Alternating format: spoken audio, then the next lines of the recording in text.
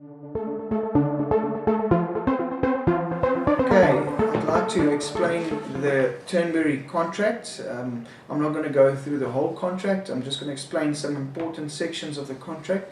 I think it's important that you read through the contract. Remember, buying in a new development, the offer to purchase agreements are 30 to 40 pages, whereas if you buy a house, an existing house, it's generally a 5-page agreement. So familiarize yourself with the terms, ask questions. I'm going to be touching some of the subjects in this agreement where we have received quite a few requests in terms of explaining. So once again, just ask if you have anything that you need to discuss in further detail.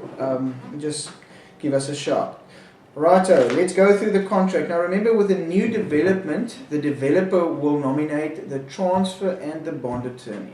So that's not optional. You will have to use the transfer and the bond attorney. And from a process flow point of view, that actually makes a big difference. So we are in favor of that. We've seen transactions in the past where it's different attorneys on a development, and it becomes a nightmare if that part of the transaction, both parts, isn't done under one roof. So let's go to some of the sections here.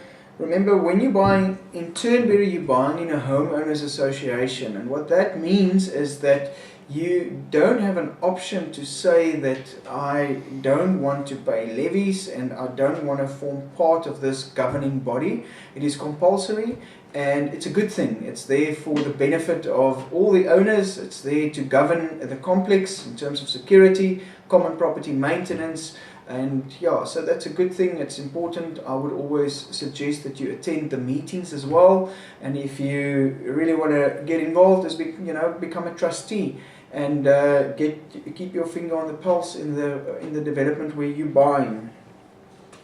So a homeowners association is governed by rules and a constitution, so you can also familiarize yourself with that.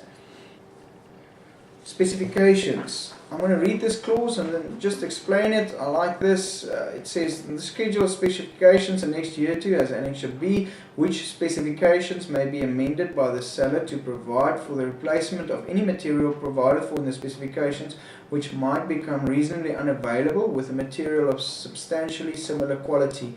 In essence, what that means is if the door frames, that specific type of door frame, for instance, isn't available in South Africa, then surely the development cannot stop. So then that will obviously give the developer the option to get another supplier. But I like this part of that clause which says it must be replaced with a material of substantially similar quality. That's all straightforward. So when you're buying a house from us in Turnberry, the minimum deposit that we ask is 20,000 Rand. That 20,000 Rand will be kept in an interest-bearing trust account, and the interest will be for the purchaser's benefit. You generally have 21 days from signing the offer to purchase to obtain finance. You have to use the bond originator appointed by the developer, which is Integra Bond in this instance. So we have years of experience in Integra Bond. It's a sister company of ours, and so far we've been getting very good deals for some of our buyers, up to 100% finance for various clients. So it all depends on the profile of the client and the structure of the deal. Right. Construction, occupational risk and occupational rental. It is recorded that the seller, if not already commenced, shall, in accordance with the plans and specifications, commence the construction of the improvements to be erected on the land in a proper and workmanlike manner as soon as lawfully permitted to do so, and complete the improvements within a reasonable period of time from the date of commencement, which the seller estimates to be in order of 150 days. So our timelines, as discussed before, is we work on 6 months. Work on 6 months from the date that your bond has been approved and your final plan has been signed off. Now this is something that's very important. It's created confusion with a handful of buyers in the past. In our development, you will have to take possession and occupation on the day that the property is completed. And what that means is from that day you will have to pay occupational interest to the developer. The occupational interest is calculated at your purchase price at ABSA's prime lending rate minus 3%. Now, it's important that the thing that needs to be planned in this instance is, in instances where you're selling your property and then moving into Turnberry, this is very important that you plan around these dates. Now remember, we don't take this risk. We cannot guarantee the occupation date. And we don't, that's why the best advice that I can give buyers is to stay in close contact with front radar officers to find out how the timelines are doing, because timelines change. Things that change timelines, rains, there's now a builder's holiday coming up. That's generally a month that you can take out of the process. But there's also other things. Sometimes contractors don't pitch up, or people are sick, or something happens. So just stay in touch with the office to find out what the estimated completion date of your property are. So in the beginning, it's not that important. I think it gets more accurate, our estimations, the later it is in the process. So when there's about 2.5 months to go, then we can fairly accurately predict that that house will be completed on a certain date, although once again we don't guarantee it, but we try our utmost best to assist and accommodate buyers, because we understand that they need to either give notice if they're tenants, or when their house is in the process of being sold. Those dates are very important in the planning process. On the completion date, we will also be there, and that's the date that we will ask you to sign a happy letter. Now this is also something where there's been some confusion in the past. And I just want to clarify, a happy letter does not say that there's no problems with the house, there's no defects. It says, and you must actually read the content in the letter, it states that you are buying a house that is substantially complete, and you're signing off the letter to say you are happy that it's substantially complete. It also refers, in that happy letter that goes to the bank, it refers to the snag list. So you need to give us a snag list, and there will be snags in most instances. Remember, as I said before, your property is not built in a mold, it's built by hand. So there might be snags, there might be a drawer that is skew or just needs a little bit of adjustment, or the cupboards or whatever, or a dirty mark somewhere in the wall that they need to come and touch up, paint, etc. So those kind of things. So you have, according to the Consumer Protection Act, 6 months to report snags. We ask that you do it as soon as possible to help us to sort them out as quickly as we can. Now, according to the contract, we have 3 months from the date that, when I say we, I'm referring to the developer, we have 3 months from the date that you report the snag, obviously within the period specified, to rectify the snag. Now, what happens, especially on a large-scale development like ours, is the snags gets prioritized. So if there's someone that, for instance, doesn't have hot water or some serious issue like that, then that will be prioritized.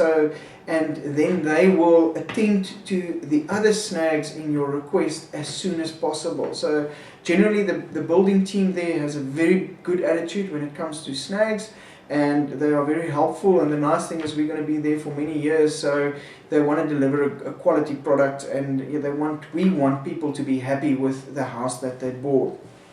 So remember, when you sign a happy letter, we will not provide you with the keys of the house if the letter is not signed. It's important for us because that authorizes the release of the funds.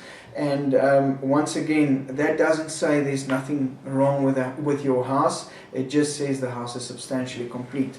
So please bear with us and assist us in that regard, and we'll attend to the snags, and we'll help you as much as we can with your requests. And also, I'd have to say, please address those requests in writing to our officers, to Francois. It gets communicated from here to keep a paper trail to the developer's office, and there it gets prioritized in our Tuesday meetings. So if you can please do that in writing, we'll really appreciate it, and the sooner the better.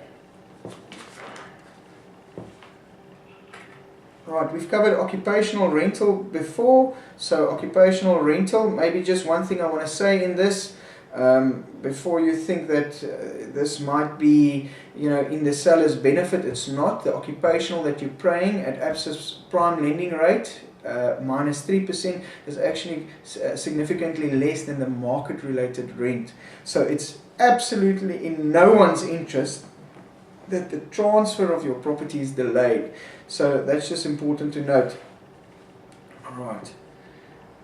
As well, it says your building is not an exact science, and that upon completion of the improvements, it might be that the improvements are slightly bigger or slightly smaller than the sizes as recorded in the agreement. In this event, the purchaser shall only be able to claim compensation from the seller if the improvements are more than 5% smaller as recorded in this agreement. The seller shall have no claim against the purchaser if the improvements are greater in extent. This is a standard clause in the building industry, so please note there's no one out there trying to steal centimeters. In fact, the subcontractors that they are using actually get paid per brick that they lay, so it's in their benefit if the thing is bigger. So there's no one out there trying to save centimeters.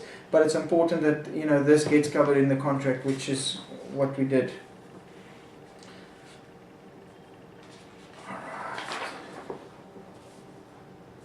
Rates and charges. I'm just going to read this clause. I think it's self-explanatory. It says the purchaser acknowledges that he is solely liable for payment of all amounts for rates, taxes, service charges, and other imposts, charges, or levies levied from the transfer date by the local authority in respect of the property, irrespective of the basis upon which the local authority levied the property. The purchaser shall refund to the seller any amounts for such charges paid by the seller for periods after the transfer date or after the practical completion date, whichever date occurs first. So 99.999% it will be the practical completion date that occurs first. So maybe just to explain, the second part of this clause is the developer will pay the rates and services and levies in advance. So if the property, for instance, transfers on the 7th of the month, then the purchaser will just have to pay back on a pro rata basis the amounts that was paid in advance, which is fair. So that will be requested by the conveyancers. Important. So once again, we've covered this partially initially. The seller shall not be liable to the purchaser for any loss or damage suffered by the purchaser arising out of any delay in the registration of transfer, nor shall such delay affect the purchaser's liability for payment of interest in terms of this agreement. So the interest it's referring to is occupational interest. So practical example, remember there's so many different parties involved to make this transaction happen. We're dealing with council, we're dealing with architects, we're dealing with the deeds office, we're dealing with the banks, etc. So there is so many components to make this work, and therefore the developers can't guarantee dates. So to cover himself, which one can understand if you think of all the components involved, he's saying that if the house is completed and you're moving into the house, you need to pay occupational interest. If we estimated the transfer to be at the end of that month and it's only at the end of the following month, for instance, due to reasons that is not controlled by him, then a purchaser cannot come back and say, no, I'm going to hold you liable for anything whatsoever because the transfer is now taking longer than what I wanted it, to be, or how we estimated it to be. So it's just important to know that, there's no liability in terms of, from the seller's side, in terms of that. That is something that the purchaser needs to accrue for when buying in a new development. And it's not something special with us. That's the case in 99.999% of the cases. In fact, I've never seen one that is any different in that respect. Now, with respect to costs, in Turnberry, you don't pay any transfer duty because it's a VAT transaction. So the developer will pay VAT over to SARS. Which is nice. That creates quite a significant saving. But remember, you are responsible for transfer and bond registration fees to the attorneys. So that is something that you need to budget for. You can request estimated figures from our offices, and we can get it directly from the attorneys if you want, and then we can just send it through to you. So generally budget between, depending on the purchase price, between 50 and 60,000 Rand. That's about, based on 100% finance. The bigger your deposit, or if it goes into a plot and plan structure, then these fees change drastically. So there's some advantages, to that. Just once again, we've covered the deposit, and that your deposit will be kept in an interest-bearing trust account. I just want to read, because the next question that you will have is, what happens if my bond is not approved? And we're going to read that. So, if the loan is not approved and the agreement lapses, then the seller shall refund to the purchaser the deposit and all amounts paid by the purchaser in reduction of the purchase price plus accrued interest. The seller may deduct from this amount only the amounts, if any, that the purchaser is liable for in terms of the agreement up to that time. If he's taken occupation of the unit already, the purchaser shall vacate the property immediately and return it to the seller in the same condition. So we don't give occupation, won't get to that stage. Our process starts as soon as the purchaser has a final bond approval. Then people start running around behind the scenes. So that clause will not come into effect. One thing that I do want to spend some time on before we get there, in this development, Integra Bond, we've mentioned it before, is the appointed bond originator that did all the package approvals with the various banks. So they've been involved in that whole process. Therefore, we have been elected and to attend to all the bonds of the buyers. And if a buyer does not want to use Integra Bond to obtain his finance, then a penalty might apply. So please just speak to the agent and just ask them for more details in that respect. So let's talk about warranties. This is one of the benefits of buying in a new development. So let's see what warranties there are with respect to buying a new development. And the nice thing is, in comparison to a second-hand property, it offers quite a lot of guarantees in terms of structure and defects, which you will not find in the case of a second-hand property. So let's look. I'm going to read the whole clause and maybe stop on 1 or 2 points. The seller furnishes the warranty of quality in respect to the property, including both latent and patent defects. It warrants that the property shall be reasonably suitable for the purpose for which it was generally intended, must be of good quality, in good working order, and free of any defect, usable and durable for a reasonable period of time, having regard to the use to it will be put, to all the surrounding circumstances of supply, must be compliant with any applicable standards set out in the Standards Act 29 of 93 or any other public regulation. The aforementioned warranty in terms of the Consumer Protection Act shall be applicable for a period of 6 months from the transfer date, which is quite nice. The seller also furnishes to the purchaser the standard home builders warranty prescribed by the National Home Builders Registration Council. That's the current 5-year structural guarantee, so which is definitely a benefit of buying in a new development. So that's important to note. We've covered the property owners or the homeowners association. These are standard clauses. That's self-explanatory. Let's see.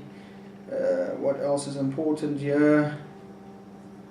Purchaser warrants that he's fully up to date with his obligations to SARS. That's also self-explanatory, because otherwise it might cause delays in the transfer duty exemption certificates. Right, that's covered.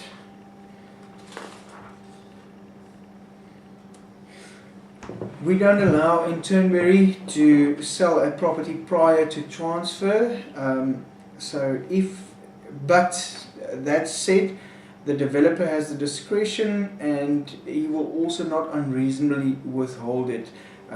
For instance, if you have lost your job or you've been transferred from Joburg from Cape Town to Joburg, etc., then he might look favorably at a request to do so.